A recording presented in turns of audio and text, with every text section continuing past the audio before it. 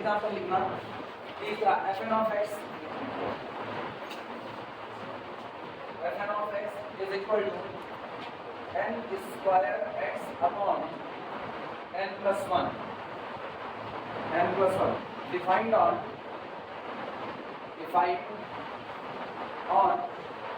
closed interval 2 to 3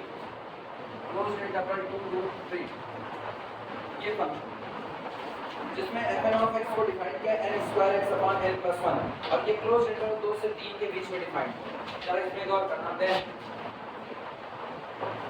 sequence f1 f2 f3 up to so on is equal to, जरा n is equal to 1 set करो, पहला function क्या मिलेगा? n is equal to 1 तो ये मिलेगा x अपॉन 2 मिलेगा। n is equal to 2 रखो, 2 3 4 4x अपॉन 3। इसके बाद अगला बोलो 9x अपॉन कितना 4 अप टू सो ऑन। ये बताओ क्या सारे के सारे एक फंक्शन बन रहे हैं कि नहीं बन रहे हैं? अगर हम पहले की बात करें तो ये आपका है f1 of x is equal to x upon 2।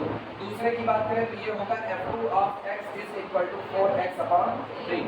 इस तरीके से तीसरा आपका हो जाएगा f3 of x is equal to 9x upon 4। मेरे ख्याल से सारे लाइन आया ना।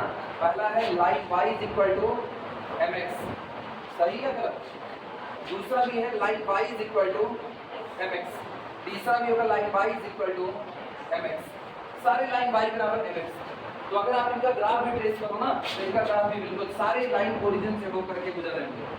हाफ x y बराबर x एक लाइन होती है और आपकी बार y बराबर हाफ x, मतलब आप जितना y पाओगे वो x का आधा। देखो मेरे मोहल्ले के है आगे काला है, मेरा मोहल्ला इतना काबिल है कि कहीं से भी ढंग को जाओगे एक ही जगह कंसंट्रेट। मेरा मोहल्ला कंसंट्रेट में एक जगह ब्रेक पॉइंट पर कंसंट्रेट है। इधर से ढंगोगे तब भी वहीं रुकोगे जहाँ ऊपर से ढंगने पर रुकोगे। कहीं ऐसा नहीं एक आदमी को इधर से ढंका दो, एक उधर से, दोनों टकरा रहे हैं परपेंडिकुलर 90 डिग्री एंगल। ऐसा कौन सा गटर में नहीं गिरोगे? गटर में तो गिर भी नहीं सकते हो। गटर में तभी गिरोगे ना तुम्हारी इंटेंसिटी होगी गटर की तरफ जाने की, अदरवाइज नहीं गिरना है। मेरे मोहल्ले में गटर नहीं है नहीं यार, नाला है। गटर एंड नाला are two different things, they are not same. Gutter is continuous but नाला इज डिफरेंशिएबल फंक्शन। एवरी नाला contain infinitely many gutters itself. कुछ भी ना ये अंदर होता है यार, व्यवहारिक ज्ञान का अंतर सिस्टम गटर और नाले के बीच का। गटर अंग्रेजी शब्द है, नाला हिंदी शब्द है। अब नाले की अंग्रेजी गटर होती है, अगर ऐसा कुछ होता है तो अंग्रेजों से सब्स्टिट्यूशन लेना पड़ेगा, इसलिए वो सब भूलो ना। सुनो ये लाइन y बराबर x, इसका मतलब जितना x दोगे उतना ही y मिलेगा। अभी क्या है, जितना x दोगे y उसका आधा मिलेगा, जितना x दोगे y उसका आधा। तो इसका मतलब जैसे हमने x को 4 दे दिया तो y कितना मिलेगा? तो यानी अगर हम यहाँ पर 4 पा रहे हैं तो y यही की बात है। ये लाइन ऐसे y is equal to half. पता है जब आप y is equal to mx, हाँ इसमें y इज इक्वल टू मैंने जो एक चीज 1 2 3 4 इसको 4 दिया तो ये बेचारा 1 2 यही सामने है, ये कटाई ना इस तरीके से। ये ऐसे याद करना ना, जितना आप m को कम करते जाओगे उतना ये ग्राफ x एक्सिस की तरफ बेंड होता जाएगा। अब जितना आप m को बढ़ाते जाओगे y तेजी से बढ़ रहा है तो उतना ये ग्राफ y एक्सिस की तरफ झुकाव रखेगा। क्लियर हुआ? मतलब ये दोनों भी आते हैं। सब लोग आप सही सलामत टाइम पे गायब ना होना बच्चों, बिना बताए बिल्कुल गायब ना होना। y इज इक्वल टू अगला ले रहे हैं 4/3 फिर ये ग्राफ और डाउन किया जाएगा। मतलब हर बार आपका जो ग्राफ आएगा ना वो बिल्कुल इसी का ऐसे बीच में आता है।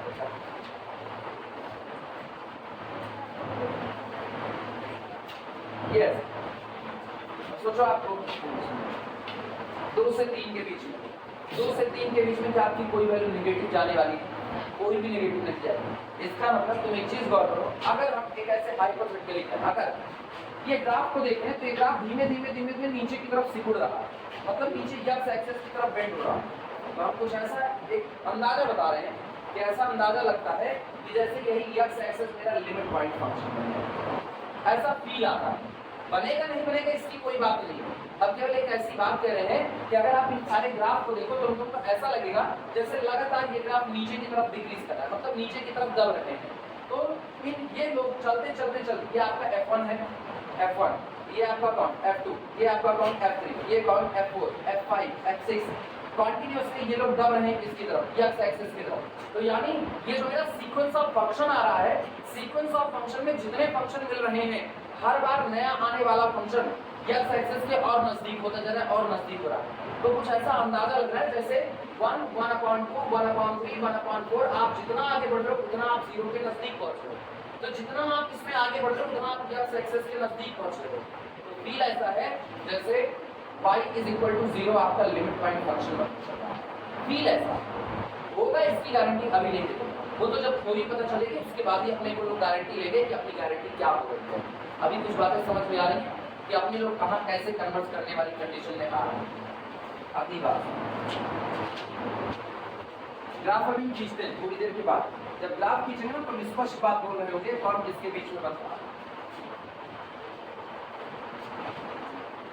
इसका मतलब अभी हमने जो सीक्वेंस बनाया है, इस सीक्वेंस में जितने टर्म रखे गए, पहला टर्म, दूसरा टर्म, तीसरा, चौथा, पांचवा, छठवां, सातवां, आठवां, 1 लाखवां, 2 लाखवां, 2 करोड़वां, 3 करोड़वां, कोई भी टर्म, वो हर एक टर्म में एक फंक्शन है और वो डिपेंड कर रहा है किस पर, वेरिएबल x पर।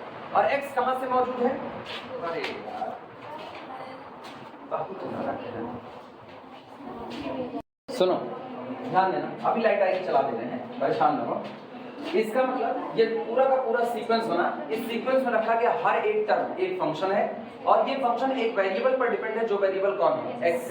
अब सोचो दिमाग से, यहाँ से ना अपने बेस मजबूत करते चलो, क्योंकि आगे जैसे जैसे जाओगे थ्योरी उठेगी और थ्योरी जैसे जैसे उठेगी थ्योरी अपने आप को और मुश्किल करती चली जाएगी, इसलिए समझ यहीं से रखो। ये बताओ अगर हम इसमें से x = 2 चुन लें, x = 2, तो देखो मुझको एक सीक्वेंस मिलेगा। पहला for x = 2 our first sequence is 2/2 that is equal to 1। और अगला 4 दूनी 8, 8/3। अगला 9 दूनी, अच्छा इधर 2 रख रहे हैं ना, तो 2 1 2 2 2 या मल्टीप्लाई ही कर लेते हैं, कितना हो जाएगा अपने पास 9 दूनी 18, 18/4। इस तरीके से अब दूसरे, ये आपका एक सीक्वेंस बनता चला जा रहा है। ठीक, अगर हम इसी की वैल्यू करते हैं x = आपकी बार यहाँ पर 2 रखे थे ना, x = 2.5 कर दें, तो 2.5 करने पर फिर मुझको एक सीक्वेंस बन जाएगा कि नहीं। और अब ये जो सीक्वेंस आ रही है ये किसके सीक्वेंस आ रहे हैं, नंबर के सीक्वेंस आ रहे हैं। एक एग्जांपल के तौर पर मान लो अगर पहला सीक्वेंस कन्वर्जेंट है, जरूरी तो है नहीं, डाइवर्जेंट भी हो सकता है, लेकिन थोड़ी देर के लिए मान लो कि माना पहला सीक्वेंस कन्वर्ज करता है L1 पर, दूसरा वाला सीक्वेंस भी एक बनेगा नंबर का सीक्वेंस, अगर मान लो वो भी कन्वर्ज करता है तो उसको मान लेते हैं वो कन्वर्ज करता है L2 पर। ये मत जाना सोच करके कि वैल्यू रखने पर बढ़ रहा है घट रहा है तो कन्वर्ज करेंगे नहीं, हम एक अंदाजा बताते हैं कि मान लिया वो कन्वर्ट कर रहा है किस पर, L1 पर, दूसरा कन्वर्ट कर रहा है किस पर, L2 पर। आप 2.8 लो, 2.8 लेने पर भी मान लो ये कन्वर्ट कर रहा है किस पर, L3 पर। और आपको जितने सीक्वेंस मिलते जा रहे हैं वो सारे कहीं ना कहीं पर कन्वर्जेंट मिलते जा रहे हैं। तो ऐसे में अब मेरी रिक्वायरमेंट होगी एक ऐसे फंक्शन को फाइंड आउट करने की जो अकेले बता सके कि इनमें से दिया गया कोई भी सीक्वेंस कहां पर कन्वर्ट करेगा, अकेले बता सके, क्योंकि टोटल कितने पॉइंट हैं यहाँ पर, इनफाइनाइट, और इनफाइनाइट पॉइंट है तो इसका मतलब हर बार आपके द्वारा चुने गए एक पॉइंट पर आपको एक सीक्वेंस मिल रहा है। तो कितने सीक्वेंस आपको मिले, इनफाइनाइट सीक्वेंस मिले जो कि नंबर के सीक्वेंस है। और ये इनफाइनाइट सीक्वेंस अगर सारे कन्वर्ट कर रहे हैं तो कहीं ना कहीं किसी नंबर पर कन्वर्ट कर रहे हैं, इसका मतलब वो लिस्ट भी आपको कैसी मिल सकती है, इनफाइनाइट मिल सकती है। ये भी तो हो सकता है कि हर सीक्वेंस एक ही लिमिट पर जाकर के कन्वर्ट कर रहा हो, तो हम ये कह रहे हैं कि वो भी इनफाइनाइट जगह पर कन्वर्ट कर सकते हैं। तो आपके पास L1, L2, L3 ये वो लोग हैं जहां पर ये सीक्वेंस कन्वर्ट कर रहे हैं। लेकिन सवाल ये होता है कितनी बार ऐसे चेक करेंगे, तो जवाब है हम हर बार ऐसा चेक करने वाले नहीं, हमको एक ऐसे फंक्शन की रिक्वायरमेंट होगी जो अकेले इतनी काबिलियत रखे कि जो आप x इनको दे रहे हो, जैसे हमने इसको x = 2 दिया, अब मुझको एक फंक्शन f(x) ऐसा मिल जाए कि हम इस फंक्शन को x बराबर कितना दे दे 2, तो मुझको कुछ और ना दे, वापस क्या दे दे, L1 दे। इसी तरीके से इनके लिए जब आप कर रहे हो तो आपको एक फंक्शन f(x) की रिक्वायरमेंट है कि वो आप जब उसको x = कितना दे दो, 2.5 दे दो, तो f(2.5) पे वो आपको कितना दे दे, L2 दे दे। यानी एक फंक्शन आपके हाथ में ऐसा आपको मिल जाए कि आप ये कहो जब हम मेन सीक्वेंस को, फंक्शन के सीक्वेंस को x देंगे उसी दौरान वही x हम इस फंक्शन f को दे देंगे, तो ये फंक्शन मुझको बता देगा कि बनने वाला सीक्वेंस कहां पर कन्वर्ट कर रहा है। इसका मतलब ये सारे लोग मिल करके ये सारे लोग मिलकर के किसकी तरफ भाग रहे हैं?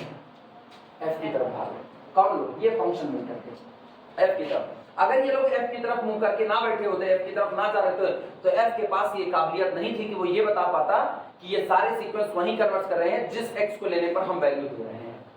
तो ये काबिलियत एक्स के पास तभी आ रही, सॉरी एफ ऑफ एक्स के पास तभी आ रही है जब एफ ऑफ एक्स आपका कैसा फंक्शन बन चुका है? लिमिट फंक्शन बन रहा है आपका। लिमिट फंक्शन एक ऐसा फंक्शन जहां पर आपका ये फंक्शंस का सीक्वेंस कन्वर्ज करता हुआ आपको नजर आ रहा है। और इसी को कल हम लोग महिंद्रा की भाषा में कहते हैं मुबारक को बार हुआ है। इसी को हम लोग कहते हैं कि आपको एक ऐसा फंक्शन मिल चुका है जिससे आप ये बता पा रहे हो कि भैया अब हमको इनफाइनाइट लोगों के बारे में सोचना है, आप हमको केवल एक्स बताओ।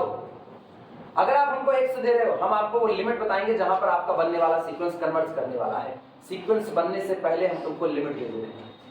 सीक्वेंस बनने से पहले, सीक्वेंस तो बन गया, एक्चुअली जब हमने आपको एक्स थमाया उसी दौरान सीक्वेंस बन चुका था, क्योंकि एक्स मेरे हाथ में आ गया तो अब मुझको यहाँ पर ये लोग लिखे हुए नहीं मिल रहे, बल्कि जब मेरे हाथ में एक्स पड़ा है तो मुझको यहाँ पर फंक्शन नहीं बल्कि नंबर्स नजर आ रहे हैं। x इज इक्वल टू 2.5, 2.5, 2.5 हर जगह पर हमने डाल दिया और उसके बाद हमको एक एक नंबर वहां से मिलना चालू हो गया। तो पूरा सीक्वेंस जो फंक्शन पे नजर आ रहा था वो किस पे नजर आ गया?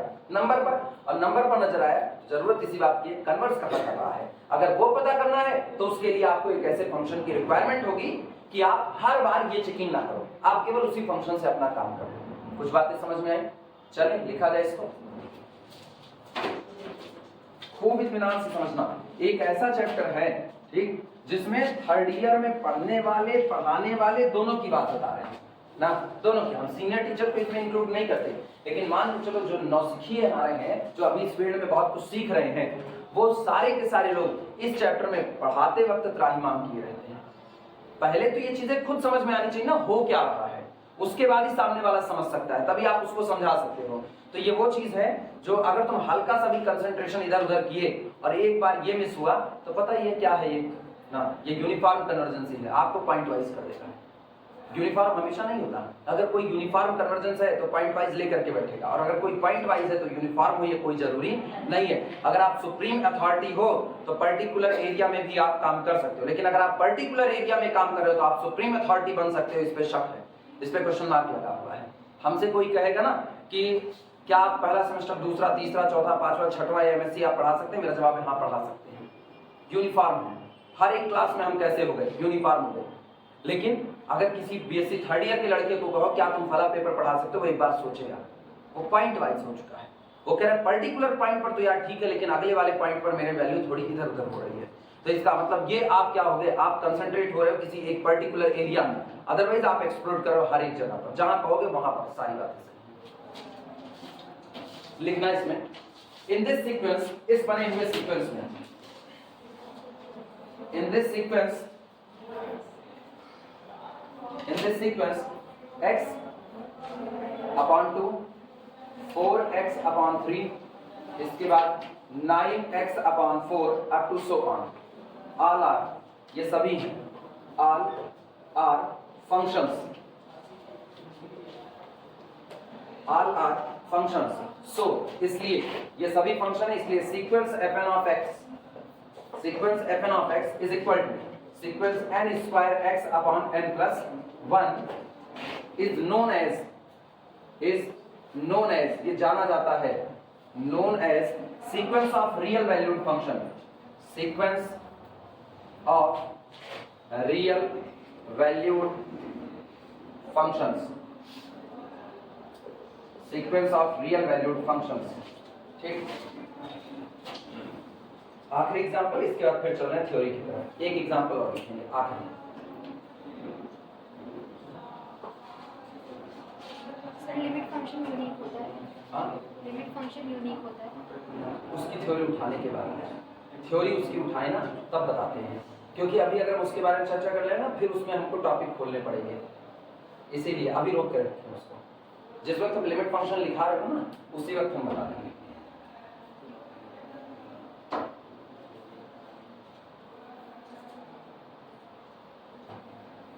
ये उठा हुआ चैप्टर है, कब किसकी जरूरत पड़ेगी कोई नहीं कह सकता है। चौथा example, fn of x is equal to sin x by n। चौथे एग्जांपल पे लिख देना fn of x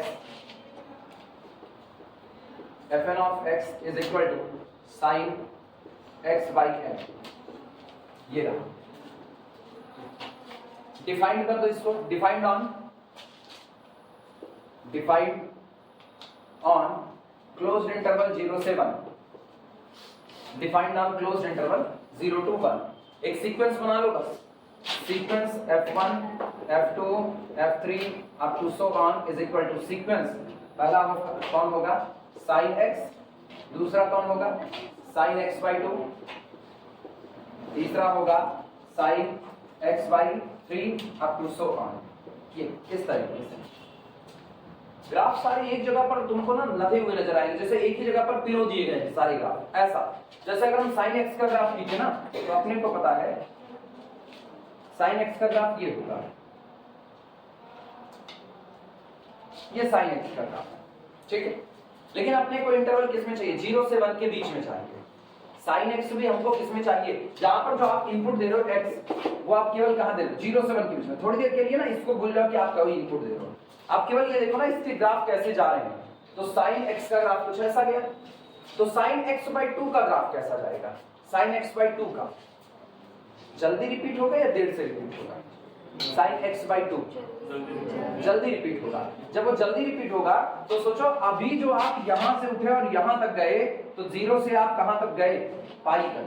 0 से पाई के बाद आप नीचे जा रहे हो नेगेटिव में, और नेगेटिव के बाद फिर आप चल रहे हो यहां पर 2 पाई, और 2 पाई के बाद अपने आप को दोहरा रहे हो, 2 पाई के बाद दोहरा रहे हो। लेकिन उसमें क्या होगा, 2 पाई के पहले दोहराना चालू करो, उसका पीरियड 2 पाई नहीं होगा। आप ये नहीं कर सकते कि बाहर साइन का फंक्शन लगा है तो साइन थीटा और साइन 2 थीटा, साइन 3 थीटा या फिर साइन थीटा बाई 2, इन सब का पीरियड सेम होगा केवल साइन की वजह से। नहीं, इनका पीरियड सेम नहीं होगा, इनके पीरियड अलग अलग होंगे। साइन थीटा और साइन 2 थीटा दोनों का पीरियड डिफरेंट होगा, सेम होगा साइन थीटा। अच्छा ये तो पीरियड निकालना जानते हो कि नहीं निकालते, पीरियड निकाल सकते हो किसी फंक्शन का, नहीं निकाल सकते, ठीक है कोई नहीं। अब इसको एक दिन ना तुम लोगों को अलग से लिखा देंगे किसी फंक्शन का पीरियड कैसे निकाला जाता है। ये सब जरूरी चीजें हैं, फंक्शन में ये सारी बातें सिखाई जाती हैं जब आप इंटर में फंक्शन पढ़ रहे हो तो तब, हालांकि इंटर में कुछ नहीं सिखाया जाता है। हाँ बताइए था, भूल गए थे इस बार ना, ठीक है चलो एक दिन हम तुम लोगों को बता देंगे, अभी हम पीरियड की चर्चा ही नहीं करेंगे, बेफिक्र रहो, ठीक। बस इतना जानो, साइन थीटा और साइन 2 थीटा में किसी का ग्राफ देर से रिपीट होता है, किसी का जल्दी होता है। अब किसका देर से किसका जल्दी होता है उसकी बाद में बात करेंगे जब हम तुमको पीरियड लिखा रहे हो सही सलामत तब। तो इसका मतलब ये हुआ कि अगर हम कह रहे हैं मान लो बहुत जल्दी जल्दी ये लोग रिपीट होते हैं, तो अब जो आपका ग्राफ होगा ना वो ऐसे और तेजी तेजी चलेगा, और तेजी, मतलब यहाँ पर आपका एक झुंड बन रहा होगा। तो सोचो इसका मतलब जब झुंड बन रहा है तो ये लोग कहीं पर या तो कन्वर्जिंग में आ रहे हैं या तो डाइवर्जिंग में, या तो ये फैलेंगे और या तो कहीं पर सिकुड़ रहे हुए। सिकुड़ने का नेचर आपका कन्वर्जेंसी दिखा रहा होगा, तो और अगर ये फैल रहे हैं तो इसका मतलब आपका क्या हो रहा है, डाइवर्ज हो रहा है। तो वो तब की चर्चा करेंगे कि क्या मुझको कोई ऐसा फंक्शन मिल सकता है कि हम कह सकें कि हम इन लोगों को कह सकें कि ये भी एक कन्वर्जेंट सीक्वेंस होगा x की वैल्यू के लिए, या नहीं होगा। ये पूरा चीज यही इसी चैप्टर में ये सारी बातें हम लोगों ने पढ़ी हैं।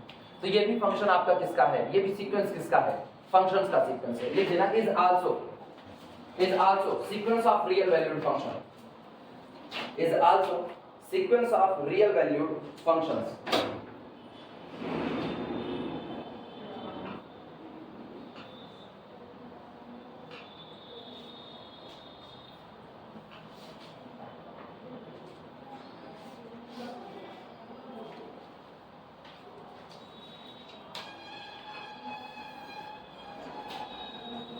इसका मतलब यहां से एक बात जो समझ में आ रही है वो सुनो, यहां से एक बात जो साफ सुथरी पता चल रही है वो ये है कि अगर आपका सीक्वेंस fn of x आपको दिया गया, मतलब फंक्शंस का कोई सीक्वेंस आपको दिया गया और ये कहा गया कि small x belong to domain, मतलब ये लोग सेम डोमेन पर डिफाइंड है, तो आप इसको केवल एक सीक्वेंस के तौर पर मत देखो, आप इसको एक पूरे परिवार के तौर पर देख सकते हो, जिस परिवार में सीक्वेंस भरे पड़े हुए हैं और वो सारे सीक्वेंस रियल नंबर हैं।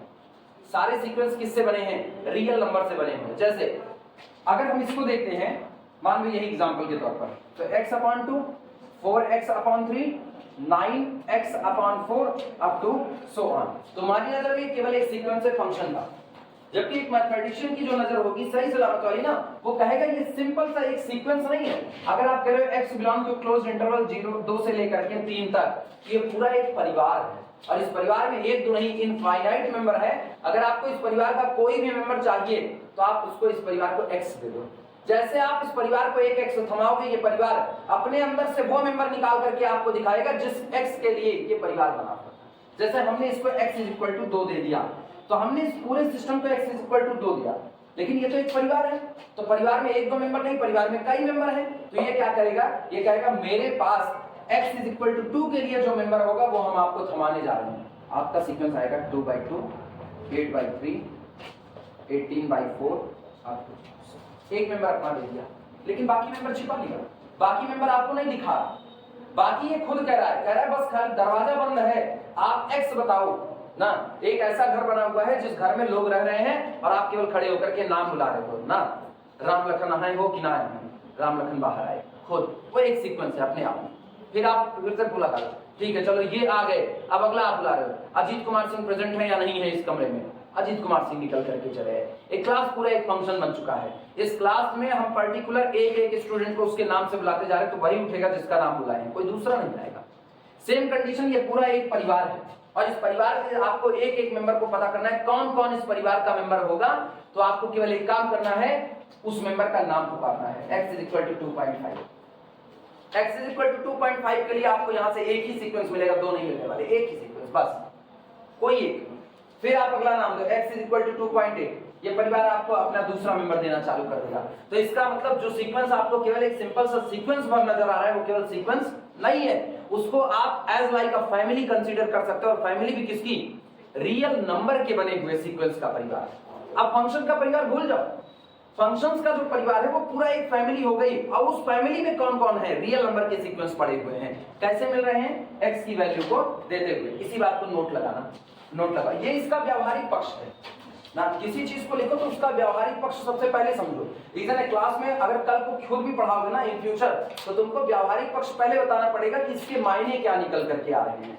जब आप एक सीक्वेंस लिख रहे हो और सीक्वेंस में आपने वेरिएबल को डाल दिया, तो इसका मतलब अगर वो वेरिएबल है तो आप फिक्स नहीं कर सकते यही होने वाला है, क्योंकि अब तो डिपेंड किया किस पर, वेरिएबल के ऊपर। अब आप x की वैल्यू को दोगे, जैसे मान लो ऑलराउंडर आदमी है, मान लो हम फिजिक्स केमिस्ट्री मैथ तीनों पढ़ाते हैं। जब हम तीनों पढ़ाते हैं तो जब हम क्लास में नहीं आएंगे तो तुम सोच नहीं पाओगे हम पढ़ाने क्या जा रहे हैं, कि सोच पाओगे।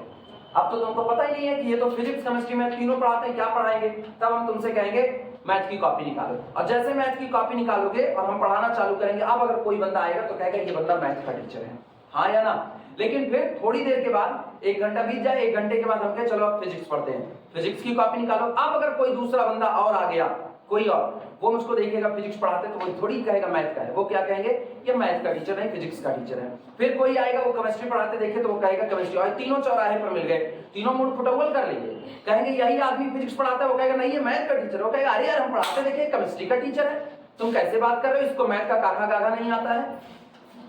झगड़ा हो गई, क्यों हुआ, क्योंकि हम वेरिएबल हैं, हम अपने आप को बदल रहे हैं। और तुम वास्तविकता में देखो, मेरे अंदर में 3 लोग समाये हुए हैं, मैथ का भी टीचर, फिजिक्स का भी और केमिस्ट्री का भी। ये बिल्कुल ऐसा जैसे मेरे 3 पार्ट निकल करके चले आए, जिस वक्त मैथ पढ़ा रहे उस वक्त मैथ के, फिजिक्स पढ़ा रहे फिजिक्स, यानी x = मैथ, तो हम मैथ का टीचर, और वो मेरा पर्टिकुलर एक ही रूप है। और x = फिजिक्स, तो फिजिक्स का टीचर। मतलब एक लिमिट फंक्शन तैयार करो, लिमिट फंक्शन है I am a science teacher, बात ही खत्म। हम किसके हो गए, साइंस के। आप खाली कहो बंदा साइंस का टीचर है, सब कहेंगे साइंस में मैथ भी आती है, फिजिक्स भी आती है, केमिस्ट्री भी आती है, कन्वर्स करेंगे कहीं ना कहीं पर। समझ में आई बातें, यही हाल यहाँ पर हो रहा है। लिखना नोट में इस बात को, बोल रहे हैं लिखो, हम लिख ही लेते हैं।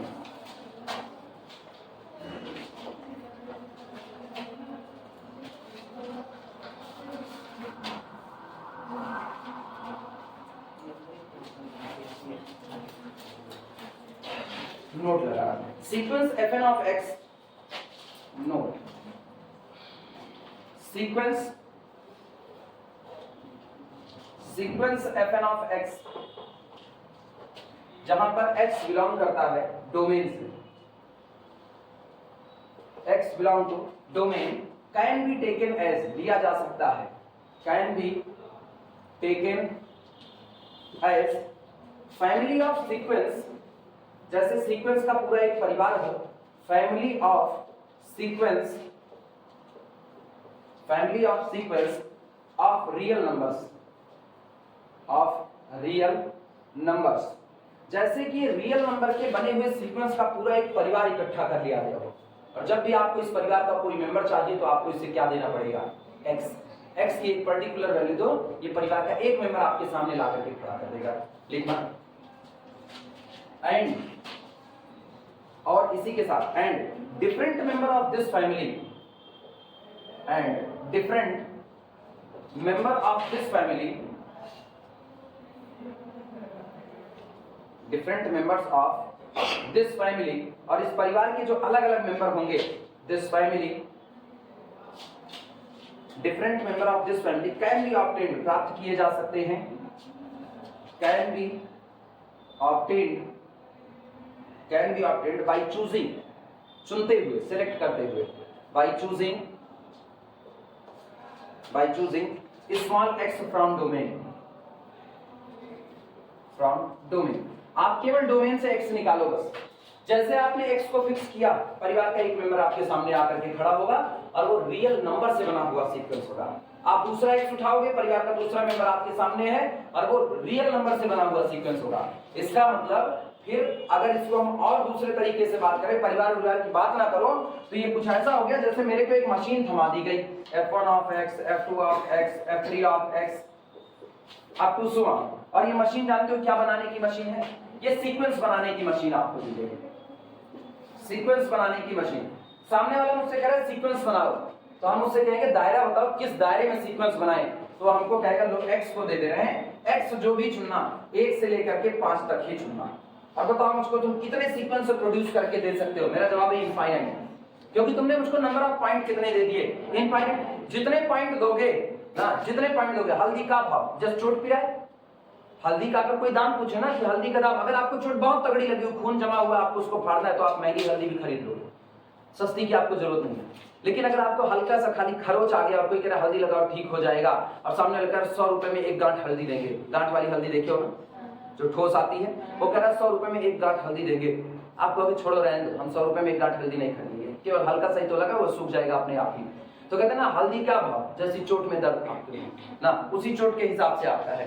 तो इसी तरीके से यहाँ पर है कि आप जितना आप हमको पॉइंट दोगे, उसी के हिसाब से हम आपको यहाँ से निकाल करके सीक्वेंस दे रहे होंगे। क्योंकि आपने हमको इनफाइनाइट पॉइंट दे दिया, इसलिए हम आपको कितने सीक्वेंस दे देंगे, इनफाइनाइट सीक्वेंस। आप x को उठा करके x = 1 लगाओ, x = 1.5 लो, x = 1.9 लो, आपको हर बार एक सीक्वेंस मिलेगा। हर बार ये मशीन आपको एक सीक्वेंस बना रही होगी, और वो सीक्वेंस किसके होंगे, रियल नंबर के सीक्वेंस। इसीलिए इस सीक्वेंस को हम लोग sequence of real valued functions कहते हैं। ये रियल वैल्यूड फंक्शंस का एक सीक्वेंस है। इतनी बातें समझ में आई? पहले तो सीक्वेंस, फंक्शंस के सीक्वेंस से परिचय हो गया। चलो अब आगे चलते हैं।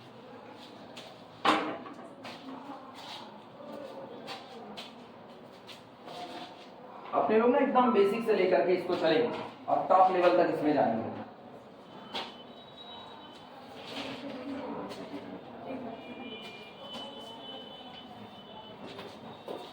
नोट्स फेंकना मत, हम तुमको यूनिफॉर्म कन्वर्जेंसी की वो नोट्स दे रहे हैं ना कि तुम्हारा यहाँ से लेकर के एमएससी तक में जब तुमसे यूनिफॉर्म कन्वर्जेंसी के आर्टिकल टकराएंगे तो तुम्हारा काम निकल जाएगा, यहाँ से लेके कहीं तक। और ये नहीं केनाई गणपत साहब नहीं कि केनाई गणपत साहब ऑक्सफोर्ड और कैम्ब्रिज में ना, ऑल ओवर इंडिया तुम कहीं भी बैठे रहोगे ना, कहीं भी अगर एमएससी पढ़ रहे हो तो उस वक्त अगर यूनिफॉर्म कन्वर्जेंसी के आर्टिकल टकराएंगे, न्यूमेरिकल टकराएंगे, तो तुमको इस नोट से मिल जाएगा, ये तुमको फायदा मिलेगा ना। मतलब हम तुमको तकरीबन 16 किताब का कंटेंट उठा करके दे रहे हैं, एक दो 16 किताब का कंटेंट हम तुमको देंगे पूरा यूनिफॉर्म करने। भाई इसलिए दे रहे हैं ना क्योंकि मुझको पता है इसमें इतनी गंद मची पड़ी हुई है, इतनी गंद मची पड़ी हुई है कि यहाँ से निकलने के बाद यूनिफॉर्म कन्वर्जेंसी यहीं की नोट्स एकदम रद्दी बन रही है। बीएससी की खुलेआम बोल रहे हैं, अपने को कोई इसमें चाप नहीं चढ़ी हुई है। बीएससी थर्ड ईयर में सबसे रद्दी नोट्स बनाई जा रही है, और सबसे रद्दी नोट्स बनाने पर ये रहे इन फ्यूचर जब ये आर्टिकल टकरा रहा है तो आपको समझ नहीं आ रहा, आप दूसरे को समझाओगे क्या? अब कल को तुम्ही में से कोई खड़ा होगा पढ़ाने के लिए, तो जब इस चीजों की समझ खुद होगी तब जाकर के इस बात को लगा पाओगे।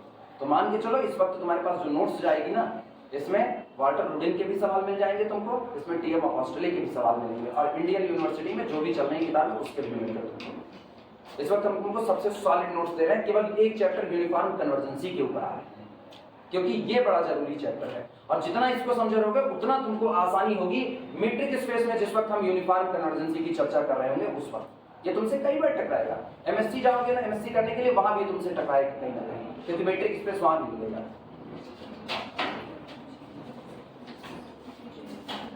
हेडिंग डालो, point wise convergence of sequence of function. Point wise convergence, point wise convergence of sequence of function, sequence of functions। जो आपका फंक्शंस का सीक्वेंस बना हुआ है, इसके लिए पॉइंट वाइज कन्वर्जेंसी की बात है। जब कोई चीज वेरिएबल पर डिपेंड कर रही है, ये याद रखना, अगर कोई चीज किसी वेरिएबल पर डिपेंड कर गई तो इसका मतलब है उस चीज का जो नेचर होगा, उसका जो बिहेवियर होगा, आप उसके बारे में खुलेआम बात नहीं कर सकते हो। अगर कोई भी आदमी अपना नेचर दम पे दम बदल रहा है तो आप उसके नेचर के बारे में यूं ही बात नहीं कर सकते हो। तब आपको ये देखना पड़ेगा कि आप उससे बात करने जा रहे हो तो किस पॉइंट ऑफ व्यू से आप बात करने जा रहे हो। अगर वो आदमी थोड़ा गुस्सैल प्रवृत्ति का है और आपका क्लोज फ्रेंड नहीं है तो उससे बात करते वक्त आपको थोड़ा थम करके रहना पड़ेगा, क्योंकि अगर कोई भी चीज उसको ऐसी नजर आई कि आप जिस टॉपिक पर बात करो उस टॉपिक पर उसका फायदा कम नुकसान ज्यादा है, तो आपको पलट करके जवाब दे सकता है। दिक्कतें चालू हुई, तो ये कब दिक्कतें हुई? जब आपके नेचर में वेरिएबिलिटी इन्वॉल्व हो गई। जब आप वेरिएबल हो गए तो अब आपका नेचर गड़बड़ होना चालू हो गया है। और इसीलिए अब यहाँ पर दो बातों की चर्चा आती है, point wise, uniform. Uniform nature, साधु आपका कोनो फर्क नहीं पड़ता है, चाहे जैसे बात करो ना। तुम हमसे आओ, कुछ भी कहो, सर सवाल ये वाला बता दीजिए, सर लीनियर अलजेब्रा बता दीजिए, सर आज पढ़ने का मन नहीं, आज पढ़ाइए ही नहीं। और हम कहें तुमसे ठीक है, नो टेंशन, बिल्कुल बेफिक्र हो, आज चलो अंताक्षरी खेलते हैं ना। तुम कह रहे हो, मतलब तुम्हारे अकॉर्डिंग हम चल रहे हैं, जैसा कह रहे हो वैसा कर रहे हैं। तो तुम ये कहोगे अगर आज हमको क्लास में नींद भी आ गई तो हमको मार वार पड़ने वाली नहीं है, आराम से नहीं समझ में आ रहा है, चलो सो जाते हैं। अब कल हम पूछेंगे सर से, कल हमको सब फिर समझाएंगे। यूनिफॉर्म नेचर मिल रहा है, एक जैसा। और ये पता है कि नहीं, सामने जो खड़ा है वो दम पे दम वेरिएबल हो रहा है। सो गए तब वो डांटेगा, नहीं सोए तब भी डांटेगा। अब तो तुम तय नहीं कर पा रहे हो सोए या ना सोए। तो ये जो हो गया ना, अब आप एक पर्टिकुलर पॉइंट पर आकर के रुक गए। इस पॉइंट पर करेंगे तो इस पॉइंट पर सर खुश हो जाएंगे, इस पर सर नाराज हो जाएंगे। तो इसको बोलते हैं ना पॉइंट वाइज कन्वर्जेंसी का। जब आप चीजों डिपेंड हो जाती है, चीजें कुछ पर्टिकुलर पॉइंट पर डिपेंड हो रही है। एक एग्जांपल जानो इसका, बहुत सिंपल सा। जैसे अपने लोग एग्जाम देते हैं, हम तुमको एक दिन कहे थे ना कि चलो टेस्ट लेते, कहे या नहीं? कहे ना, पॉइंट वाइज हो गए ना। जैसे कहे चलो टेस्ट लेते हैं, तुम लोग कह रहे हो नहीं सर अभी नहीं, एग्जाम का रिजल्ट आ जाए, ये हो जाए, वो हो जाए, ये नहीं तैयार है, इस चैप्टर को छोड़ दीजिए, फलाने ढलकाने झौली भर कर नौटंकी की। लेकिन यूनिवर्सिटी तुमसे कहते चलो एग्जाम लेते हैं, यूनिवर्सिटी कहती चलो एग्जाम लेते हैं। अब नहीं कहोगे अरे नहीं 2 मिनट रुक जाइए, ये चैप्टर छोड़ दीजिए, वो छोड़ दीजिए, अरे नहीं। वो कहती चलो एग्जाम लेते हैं, आंधी आए, पानी बरसे, कुछ भी हो, बाढ़ आए, बूढ़ा आए, कुछ भी हो, तुम पहुंचोगे एग्जाम सेंटर जाने।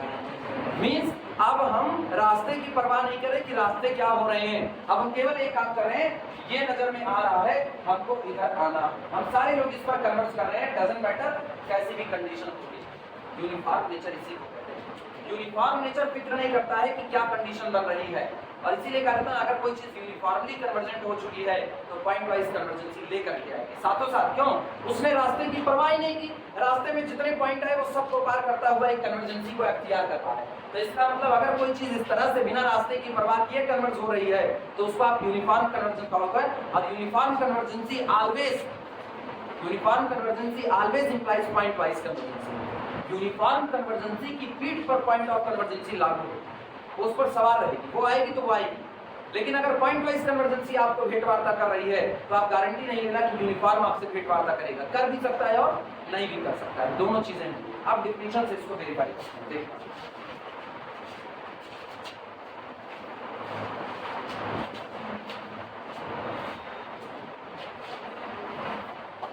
मैथमेटिकल टर्म पर डेफिनेशन लिखना, लेट माना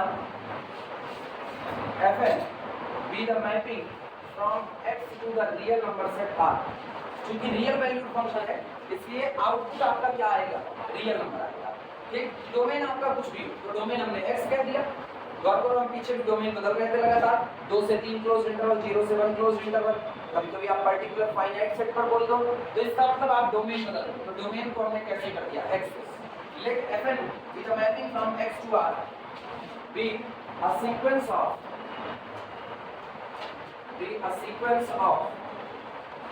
functions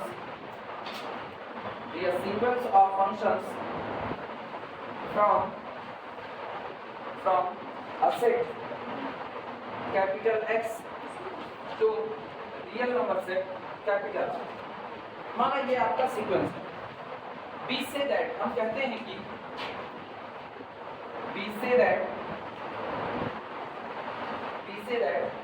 fn converges to f। हम ये कहते हैं ये जो fn होगा ये f पर जा करके कन्वर्ज करेगा। f आपका लिमिट फंक्शन बनने वाला है, ठीक। जो आपका fn होगा यानी सीक्वेंस ऑफ फंक्शन होगा, ये f पर जा करके कन्वर्ज करेगा point wise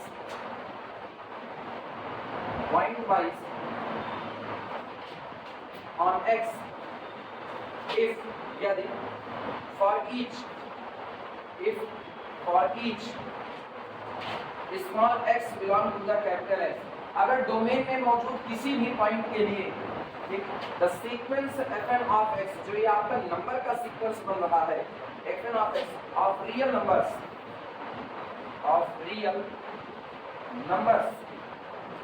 converges to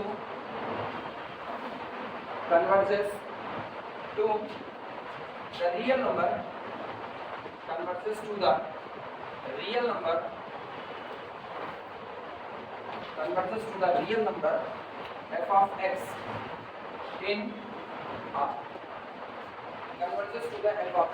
R, लिख करके इसको मेरा मानना फिर समझा। अभी भी ये बहुत ज्यादा क्लियर यहाँ पर नहीं होता, अभी इसकी और डेफिनेशन लिखेंगे तब ये और क्लियर है।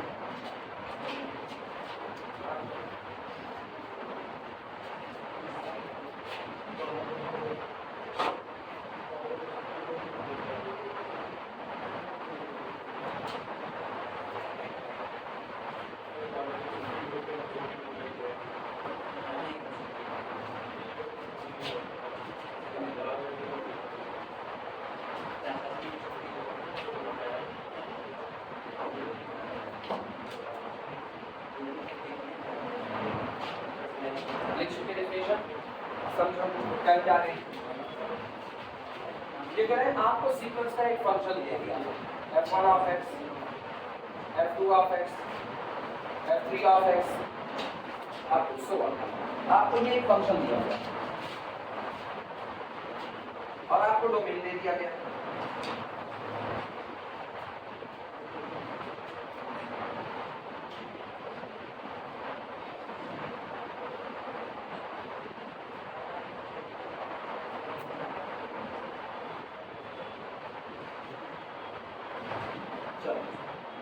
डोमेन के दिया गया कैपिटल X आपका डोमेन, तो इससे हम एक पॉइंट चुन रहे हैं x1 belong to the domain capital X।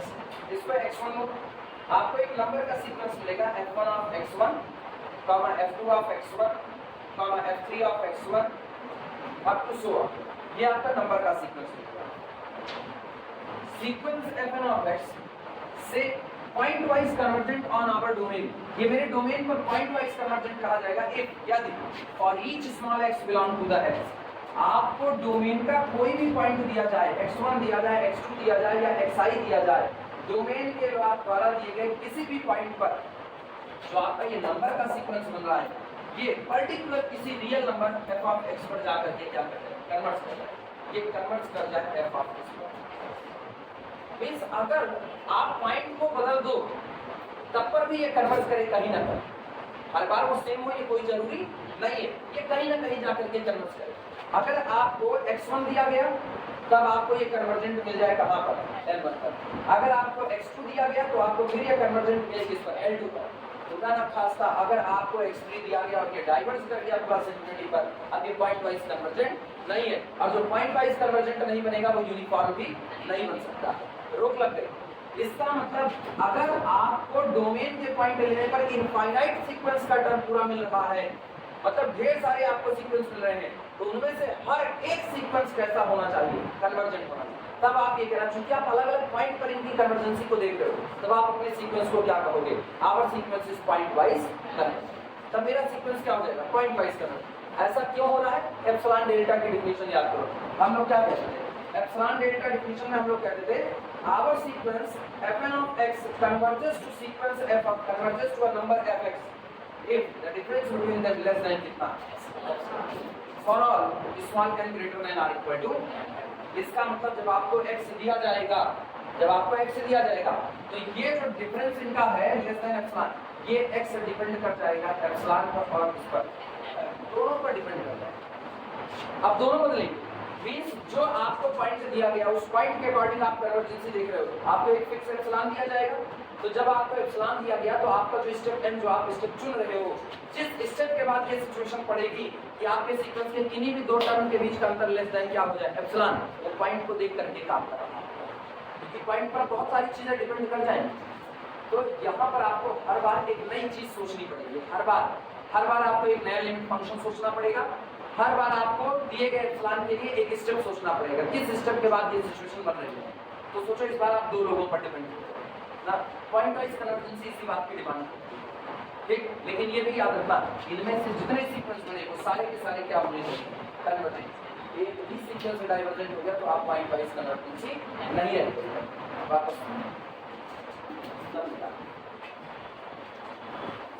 फिर बात यही है, पहले तो इस डिफिनेशन को दिमाग में बैठाओ, फिर हम लोग न्यूमेरिकल उठाओ।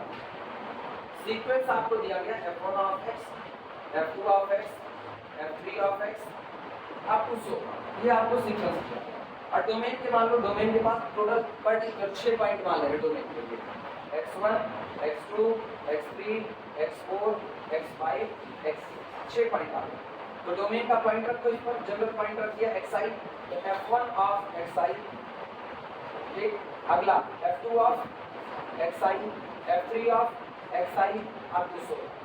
अब यहाँ i = 1 उत्तर, मतलब x1 को हमने दे दिया, रियल नंबर का एक सीक्वेंस मिला, वो रियल नंबर का एक सीक्वेंस कन्वर्ज कर जाए, मान लो किस पर कन्वर्ज कर दिया तो फिर आप xi को i = 2, तो अब आपने इसको कौन सा पॉइंट दिया, x2 देने पर आपको जो सीक्वेंस मिला वो फिर कन्वर्ज कर जाए, इस बार कन्वर्ज कर जाए, इस बार कोई जरूरी नहीं इस बार 2 पर ही कन्वर्ज, क्योंकि नया सीक्वेंस बन चुका है, वो नई लिमिट पर कन्वर्ज कर सकता है। वो 3 पर कन्वर्ज किया, आप 3 देने पर ये 4 पर कन्वर्ज किया, 4 देने पर 5 पर कन्वर्ज किया, 5 देने पर 6 पर, 6 देने पर कहाँ पर, 7 पर। अब ये बताओ आपको टोटल कितने नंबर के कितने सीक्वेंस मिले, 6 सीक्वेंस, x1 के लिए, x2 के लिए, x3 के लिए, x4 के लिए, x5 के लिए। लेकिन ये छावों के छावों सीक्वेंस कन्वर्जेंट आ रहे हैं, तो आपने डोमेन के जितने पॉइंट चुने उन डोमेन के हर पॉइंट पर आपका ये सीक्वेंस कन्वर्जेंट हो गया। तो हम शब्द क्या बोलते हैं, डोमेन के किसी भी चुने गए पॉइंट पर। तो जब आप डोमेन के चुने गए पॉइंट पर कन्वर्ट हो रहे हो तो आपको क्या मिल रहा है, यहाँ से ये मिल रहा है कि मेरा सीक्वेंस पॉइंट टू पॉइंट देख करके बर्ताव कर रहा है, मेरा सीक्वेंस हर पॉइंट पर कन्वर्जेंट है, तो एक पॉइंट वाइज। समझ में आई बात है, डोमेन में जितने पॉइंट बिखरे पड़े हैं सब पर आपका सीक्वेंस कन्वर्जेंट है, ये पॉइंट वाइज कन्वर्जेंट। जैसे यहाँ पर जितने लोग हैं, मान लो यहाँ पर 30-40 लोग बैठे हुए, मुझसे पढ़ रहे हैं, हम पढ़ा रहे हैं, इनको समझाए, इनको समझ आ गया, इनको भी समझाए, समझ आ गया, उनको भी समझाए, समझ आ गया। तो यहाँ 40 पॉइंट थे और 40 पॉइंट हमसे पढ़ने के लिए, और 40 पॉइंट को समझ में आ गया, सारे कन्वर्जेंट हो गए। कोई भाग के जाएगा नहीं, छोड़ के नहीं जाएगा, कि जाएगा छोड़ नहीं। लेकिन ये बताओ 40 पॉइंट हम सबको समझा रहे हैं, 2 लोगों को समझ में नहीं आया, तो 2 लोग कल से नहीं आएंगे, भाग खड़े होंगे। और जब वो 2 लोग भाग जाएंगे तो क्या हम अपने आप को कन्वर्जेंट कर सकते हैं? अब नहीं, अब तो हम पॉइंट वाइज कन्वर्जेंट करेंगे। मेरी पॉइंट वाइज कन्वर्जेंसी तब थी जब मेरे डोमेन में जितने पॉइंट दिए गए हम सारे पॉइंट पर कन्वर्जेंट हो जाते थे। यूनिफॉर्म कन्वर्जेंसी बहुत अलग मामला है, उसकी तरफ अभी जाना भी मत। तुम्हारे दिमाग में कहीं ये ना आए कि सर मैंने डोमेन के सारे पॉइंट पर कन्वर्ट कर गए तब तो यूनिफॉर्म हो गए। नहीं, तुम ये भी तो देखो, हम डोमेन के हर एक पॉइंट पर अलग अलग कन्वर्ट कर रहे हैं। इस सवाल को हम समझा रहे हैं, मान लीजिए थ्योरी में समझा रहे हैं, इस थ्योरी को समझाने से 10 लोगों को समझ में आ गया, लेकिन 2 लोग ऐसे भी रह गए जिनको समझ में नहीं आया। तो उन 2 लोगों के लिए हम अपनी थ्योरी को बदल करके समझाए और उसके बाद उनको समझ में आ गया, तो हम 2 लोगों के साथ अलग अलग बर्ताव किए कि नहीं किए। तो इसका मतलब हम पॉइंट के हिसाब से बर्ताव कर रहे हैं, और पॉइंट के हिसाब से जब आप अपनी कन्वर्जेंसी को चेक कर रहे हो, that's convergency known as the point wise convergency. Convert तो आपको करना ही पड़ेगा, क्योंकि आप अपने नाम के आगे क्या जोड़ रहे हो, कन्वर्जेंट जोड़ रहे हो अपने नाम के आगे, और जब आप अपने नाम के आगे कन्वर्जेंट जोड़ रहे हो और डोमेन के ही पॉइंट पर आप डाइवर्जेंट होना चाहते हो, तो क्या आप अपने आप को कन्वर्जेंट कह पाओगे? नहीं।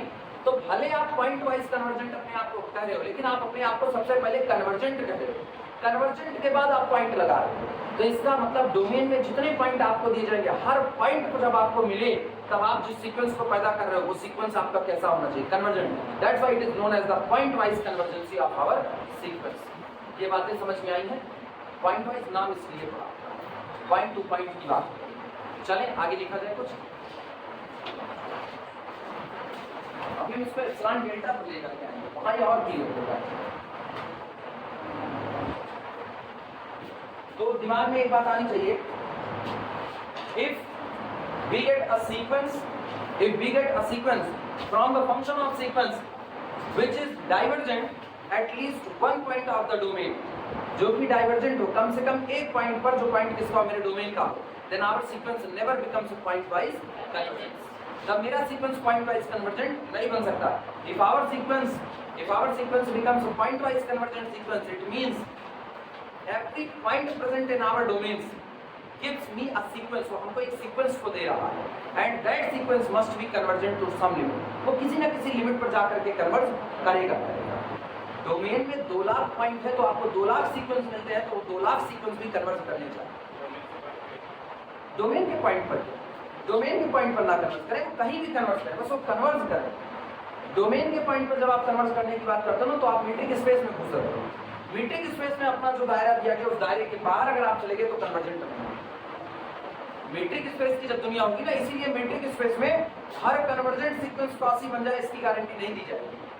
अपने लोग यहाँ स्टेटमेंट में every quasi sequence is convergent and every convergent sequence is quasi usual metric में होता है, लेकिन जैसे आप अलग मीट्रिक की दुनिया में जाओगे ना, वहाँ ये नहीं होगा, वहाँ ये थ्योरम दोनों तरफा सही नहीं होगी। क्यों?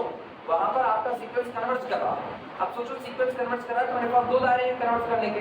जैसे हम कहें कि हम तुमको एक टास्क दे रहे हैं परफॉर्म करने के, एग्जाम हुआ 3 घंटे का पेपर है, 3 घंटे के पेपर में तुम सारा सवाल नहीं सॉल्व कर पाते। 18 सवाल दे दिए 3 घंटे में लगाने को, तो 3 घंटे में तुम 18 सवाल नहीं लगा पा रहे हो, जबकि 18 सवाल तुमसे लग जाएंगे। हम 18 के 18 सवाल बहुत आसान दिए, लेकिन अगर हम वही टाइम 4 घंटा करते तो तुम वो सवाल लगा सकते हो। लेकिन हम टाइम स्लॉट क्या दिए? 3 घंटा। तो क्या 3 घंटे में अगर कोई उस सवाल को ना लगा पाया तो वो कन्वर्जेंट के दायरे में आ रहा है? मेरा दायरा तो 3 ही घंटे का है। ठीक है, तुम अपने आप को कह रहे हो सर 4 घंटे में हम पूरा लगा लेंगे, 4 घंटे में तुम लगा भी लेते हो, तो तुम 4 घंटे पर कन्वर्ज हो, ना कि 3 घंटे पर। तो ये दायरा आपने तय कर दिया। अब कन्वर्जेंट तो है, लेकिन मेरे डोमेन में कन्वर्ज नहीं कर रहा है। अंतर आया कि नहीं आया? तो कन्वर्ज होना और डोमेन में कन्वर्ज होना, ये दोनों बड़ी अलग बात है। हर वो चीज जो कन्वर्ज कर रही है वो आपके डोमेन में कन्वर्ज कर रही है, तब वो आपके सेंस में कन्वर्जेंट है। अदरवाइज दुनिया के सेंस में कन्वर्जेंट है, मेरे सेंस में तो कन्वर्जेंट नहीं है ना। हमको कोई भी 6 महीने में आपको सिलेबस खत्म करना है और हम ना खत्म कर पाए, जबकि मुझको पता है 3rd ईयर में एक को मैथ ऐसी है जो हम पढ़ा ना सकते, तो पूरी की पूरी मैथ हम पढ़ा सकते हैं। हम कन्वर्जेंट पर्सनालिटी हैं, लेकिन 6 महीने में नहीं पढ़ा सकते, इसलिए हम दुनिया की नजर में क्या हो गए? डाइवर्जेंट। दुनिया हमको डाइवर्जेंट पाएगी कब? 6 महीने के क्राइटेरिया और साल भर के क्राइटेरिया पर हम क्या कहलाएंगे? कन्वर्जेंट। अब आप जिससे व्यवहार कर रहे हो ना, आप जिससे बात कर रहे हो, या आप नंबर से नहीं, या आप फंक्शन से व्यवहार कर रहे हो। तो फंक्शन से जब आप बातचीत कर रहे हो, फंक्शन से आपका व्यवहार तय हो रहा है, तो आप फंक्शन के अकॉर्डिंग तय कर रहे हो। तो डोमेन के पॉइंट पर कन्वर्ज करने का कोई मतलब नहीं। Point wise convergent on x जो कहा जाता है, उसका मतलब है कि एक्स में जितने पॉइंट दिए गए हैं, हर पॉइंट को लेने पर बना हुआ सीक्वेंस कन्वर्जेंट होता है। ये नहीं मतलब है कि आपकी लिमिट भी एक्स में आनी चाहिए, नहीं। अगर लिमिट एक्स में आती तो यार कोई मतलब ही नहीं था, फिर तो हम अलग से ही पढ़ रहे थे उसको। तो वो लिमिट एक्स में आ भी सकती है और एक्स में नहीं भी आ सकती है, मतलब समझना इसका ना। कई लोग इसी पर कंफ्यूज हो जाते हैं। जैसे हम कह रहे हैं x1, x2, x3, 3 ही पॉइंट है जो किसके हैं? x1 बराबर 4 कहिए, x2 बराबर 3 कहिए और x3 बराबर 1। तो मेरा एक सीक्वेंस बनेगा fn ऑफ 4 के लिए, हाँ या ना। दूसरा सीक्वेंस बनेगा fn ऑफ 3 के लिए, और तीसरा सीक्वेंस बनेगा fn ऑफ 1 के लिए।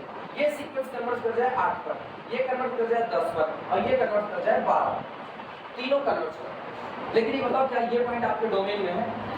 डोमेन में नहीं, कोई फर्क नहीं, मेरे तो लिमिट चाहिए ना। ये भी कन्वर्जेंट, ये भी कन्वर्जेंट, ये भी कन्वर्जेंट। अब किसके पॉइंट पर कन्वर्ज है? डोमेन के पॉइंट। तो इसलिए यहाँ से कहा जाता है this is pointwise convergence on our domain. वहाँ जो पॉइंट वाइज कन्वर्जेंस है उसका लिमिट से कोई वास्ता नहीं।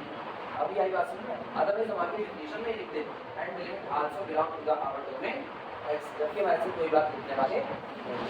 अभी क्लियर हुई बात? तो जो आपकी लिमिट आ रही है ना वो लिमिट आपका डोमेन में आ भी सकता है और नहीं भी आ सकता, दोनों बात आएगी। वो रियल आएगी, रियल, क्योंकि आपका फंक्शन कैसा है? रियल वैल्यूड फंक्शन है।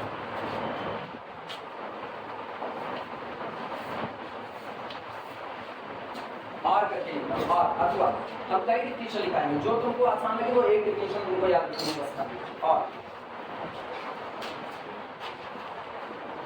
अथवा let sequence fn be a sequence of function, be a sequence of functions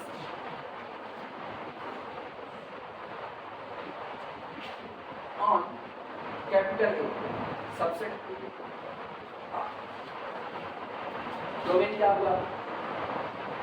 capital E, क्योंकि आपका पूरा फंक्शन किस पर डिफाइंड हो गया? A पर डिफाइंड हो गया।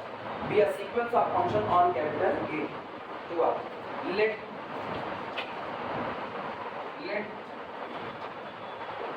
A0 be the subset or equal subset of B। अब हम फिर एक सेट बना रहे हैं जो मेरे डोमेन का सबसेट है।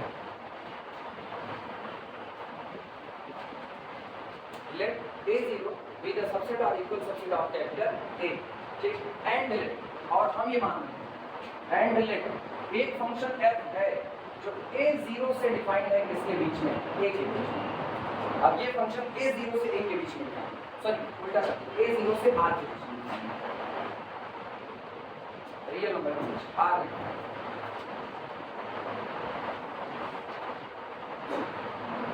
बता रहे हैं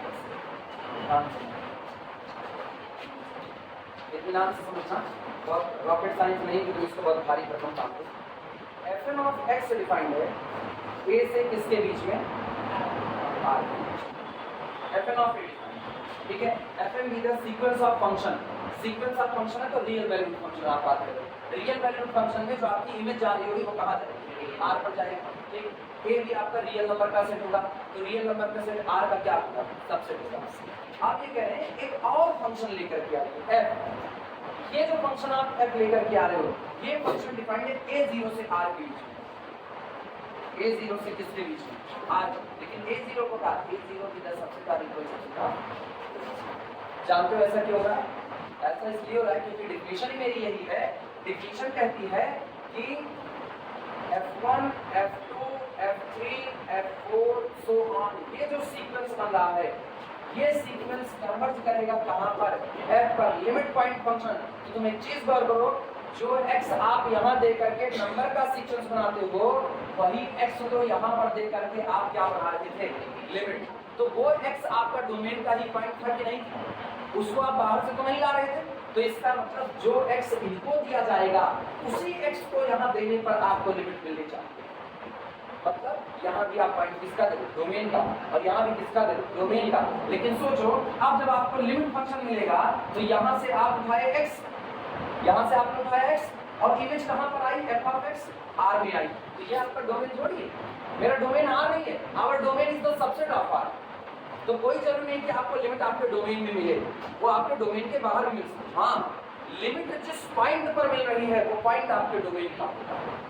लिमिट जिस पॉइंट पर मिल रही है, लिमिट खुद एक पॉइंट मिल रहा है लेकिन वो पॉइंट कौन है? रियल नंबर का है। लेकिन लिमिट जिस पॉइंट पर मिल रही है, ये कहने का मतलब है मुझको लिमिट किसी फंक्शन की वजह से मिल रही है, और वो फंक्शन जिस पॉइंट पर आकर के मुझको लिमिट दे रहा है वो पॉइंट मेरे डोमेन का पॉइंट। लिमिट मेरे डोमेन की हो इसकी कोई गारंटी नहीं। ये बातें क्लियर समझ में आ रही हैं? यही चीज तो यहाँ पर कैसे डिफाइन हो रही है? यहाँ पर हम दो लोगों को लेकर के डिफाइन करेंगे। एक सीक्वेंस ऑफ फंक्शन को लेकर के डिफाइन करेंगे fn, ठीक? वो डिफाइन है यहाँ से। आप गौर करो fn ऑफ x होगा ना, यहाँ से x आप चुराओगे तो जब आप fn ऑफ x करोगे तो n की वैल्यू बदलते जाओ। आपको पहला फंक्शन क्या मिलेगा? f1 defined from a to n बराबर 2। दूसरा मिलेगा f2 defined from a to r। तीसरा लो f3 defined from a to r। ऐसे कितने f ले सकते हो? इनफाइनाइट। अब सोचो डोमेन का एक पॉइंट आप चुन लो, मान लो हमने डोमेन का पॉइंट x1 चुन लिया, तो आपको पहला सीक्वेंस क्या मिला, f1 ऑफ x1 पहला, दूसरा आपको टर्म क्या मिलेगा, f2 ऑफ x1, तीसरा क्या मिलेगा, चौथा सो ऑन। अब सोचो एक ही x1 आपने अभी चुना है x1, और उसके लिए आपको ढेर सारे रियल नंबर मिल गए कि नहीं मिल गए, क्योंकि ये सारे कैसे फंक्शन है, रियल वैल्यूड फंक्शन। यहाँ आकर के अपनी एक इमेज दे चुका है f of x1, that is the first real number which present on our sequence, या that is the first member of our sequence of number। यहाँ से आपको क्या मिलेगा, f2 of x1, आपके सीक्वेंस का दूसरा टर्म, यहाँ से कौन मिलेगा, f3 of x1, आपके सीक्वेंस का तीसरा नंबर। तो यहाँ से तो आपने सीक्वेंस तैयार कर लिया, किसकी वजह से, सवाल उठा अगर ये सीक्वेंस कन्वर्ज है तो कहीं तो कन्वर्ज करेगा, अगर ये कन्वर्जेंट है तो कहीं पर कन्वर्ज करेगा। अब ये जहां कन्वर्ज करेगा वो भी एक नंबर होगा, लेकिन वो नंबर भी किसी फंक्शन के ही द्वारा आपको मिला होगा, और वो फंक्शन क्या होगा, वो फंक्शन होगा f with a mapping from a0 to। सवाल होता है a0 आप अलग से नहीं ले सकते, a0 must be the subset of our domain a। तो अब सोचो आप यहाँ से x1 x1 x1 लेते जा रहे हो, इसी x1 को उठाओ, इसी x1 को अब किसको दे दो, f को, मतलब x1 present on a0 now f operated on x1 and here it gives l1 दे दिया। अगर f मेरे दिए गए फंक्शन का लिमिट फंक्शन है, सीक्वेंस का लिमिट फंक्शन है, तो ये x1 देने पर आपको वही नंबर थमा रहा होगा जहां पर आपका ये नंबर वाला सीक्वेंस कन्वर्ट कर रहा है।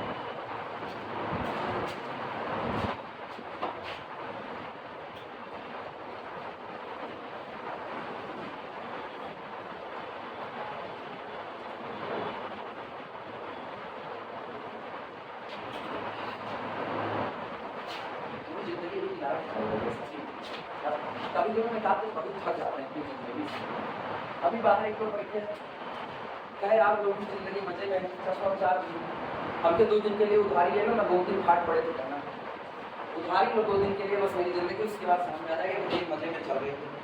हाँ 2 रात हो चुकी है, 2 रात से 2 बजे से पहले नींद नहीं आ रही है कि कहाँ किस रास्ते जिंदगी जा रही है, किस रास्ते नहीं। पुल सुकून करके कल डॉक्टर को फोन किए, अभी आज लखनऊ निकलो, कल निकले किया हट में जाम होने लगा तो लौट, अभी आज फिर निकल रहे हैं लखनऊ के लिए, पढ़ाएंगे कॉलेज, उसके बाद लखनऊ निकलेंगे। और कंडीशन जानते थे, कंडीशन ये है जितना पैसा पूर्ण किए हम 4.5-5 लाख रुपया सब खत्म, ऑपरेशन पूरा खत्म हो चुका है, अब ऑपरेशन लखनऊ में होगी।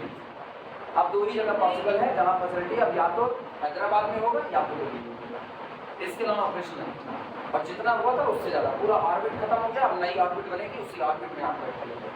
अब ये कंडीशन है, उसके बाद भी मतलब सही में काम दिन हमको ना चिड़ होती है अपनी जिंदगी से, लेकिन फिर जिंदगी है, मजे मजे जीनी है जी।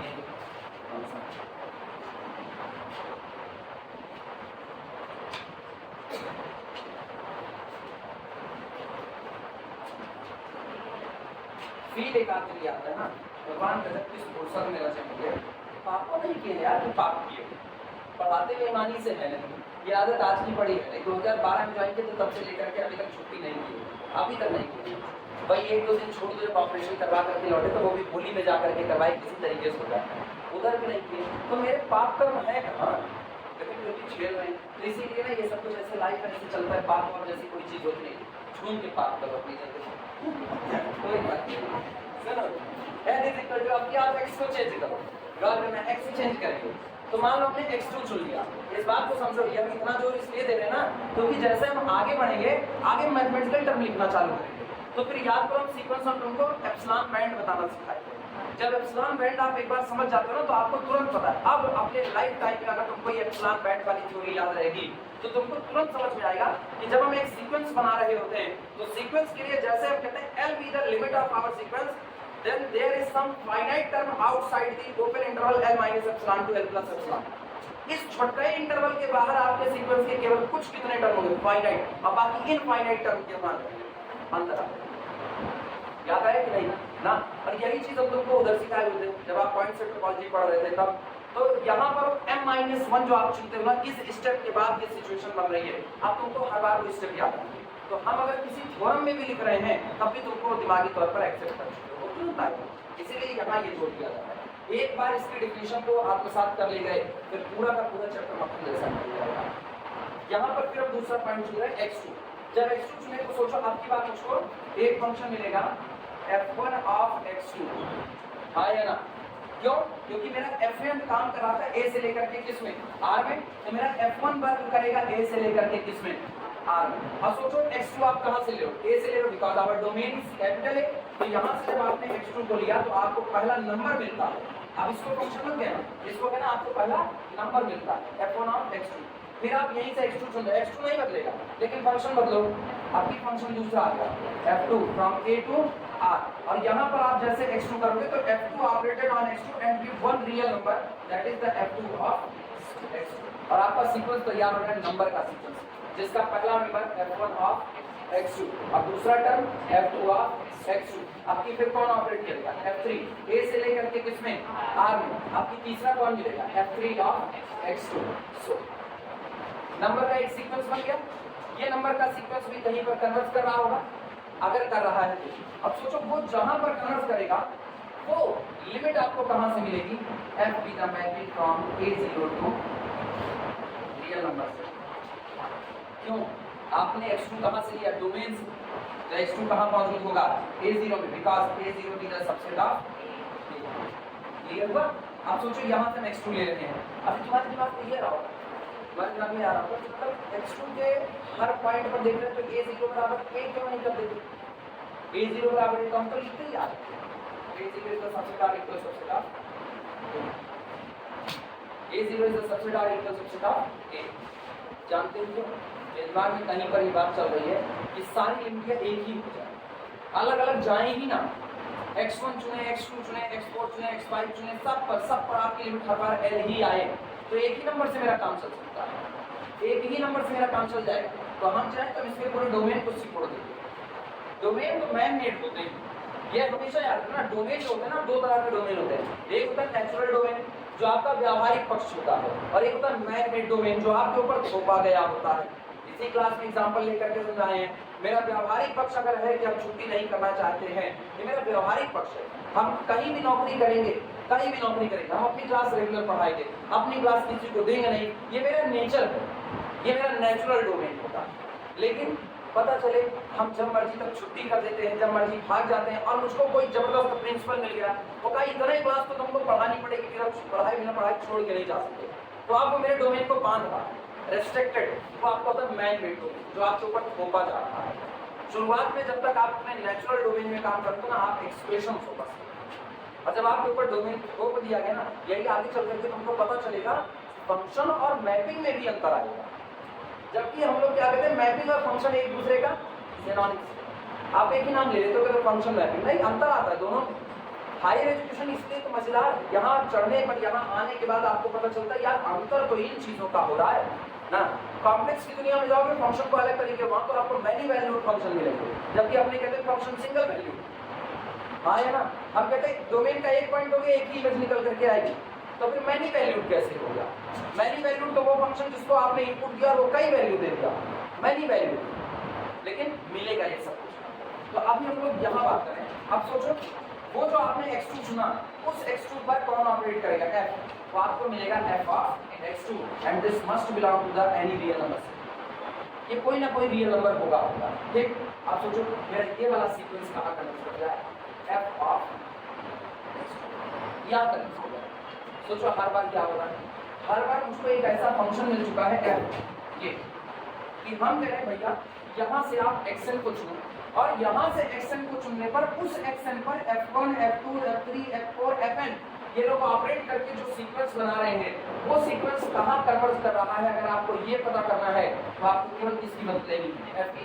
आप f को उसी xn पर ऑपरेट जो देगा वो आपको लिमिट मिल जाएगा। तो सोचो हर बार आप डोमेन से एक पॉइंट x1, x2, x3 देते जा रहे हो, हर बार आप एक पॉइंट दे रहे हो, और हर बार आपको दिए गए पॉइंट पर आपको एक लिमिट दे रहा है। कौन दे रहा है? हर बार एक लिमिट दे रहा है, हर बार कन्वर्जेंट आ रहा है। तो आप डोमेन के हर एक पॉइंट पर कन्वर्जेंसी का नेचर रख रहे हो कि नहीं रख रहे हो?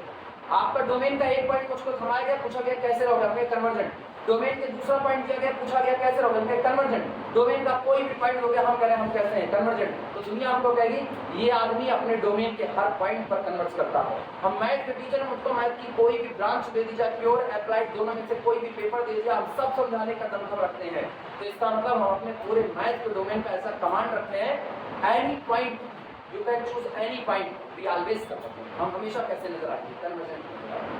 तो हम कैसे हो गए अपने डोमेन में पॉइंट वाइज कन्वर्जेंट। अब यूनिफॉर्म का क्राइटेरिया यही से निकल सकता है, थोड़ी देर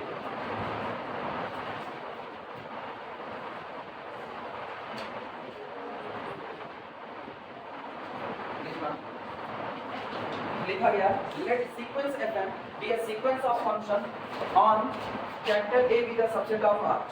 Let A0 be the subset of A and let f be any other function such that defined from A0 to real number set R. ये डिफाइंड है A0 से रियल नंबर के set capital R। Line change करके we say that हम कहते हैं कि line change करके we say that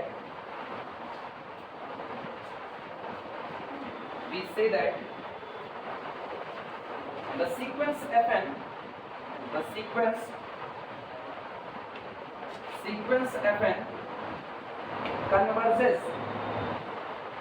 converges on A0. Sequence fn converges on A0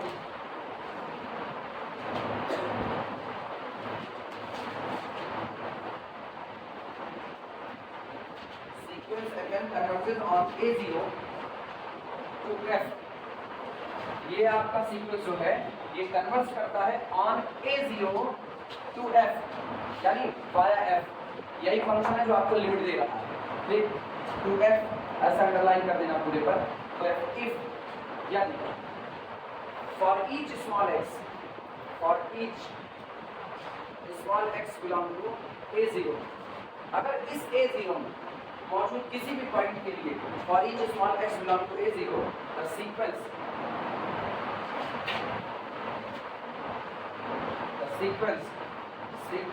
fn of x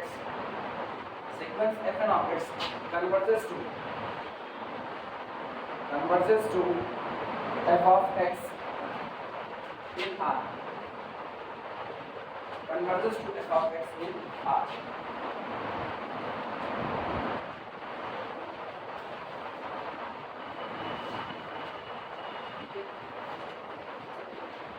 convergence on A0 इसलिए कहा जा रहा है ना, गौर करना, ये आपका कैपिटल A, ये इसका हिस्सा आपका A0, ये पूरा आपका कैपिटल A है, ये आपका A0, ठीक।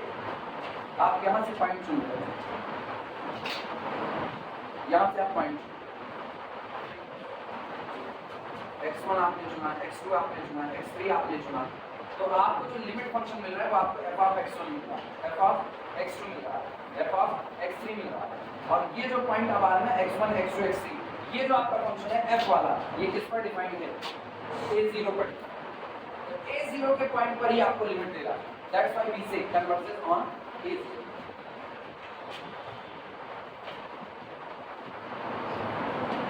हाँ, जो आपको लिमिट मिलेगी वो लिमिट क्या मिलेगी, रियल।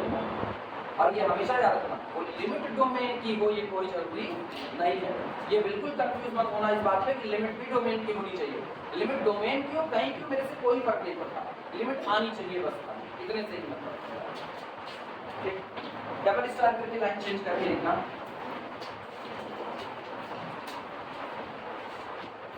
लिख पाए नहीं लिख पाए,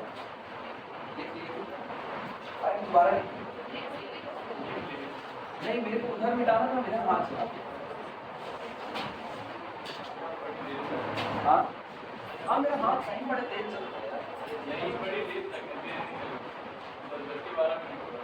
कितने हो रहे हैं अभी तक? रोको यार, बता दिया नहीं, बता दिया। डांट नहीं कि हमको लखनऊ नहीं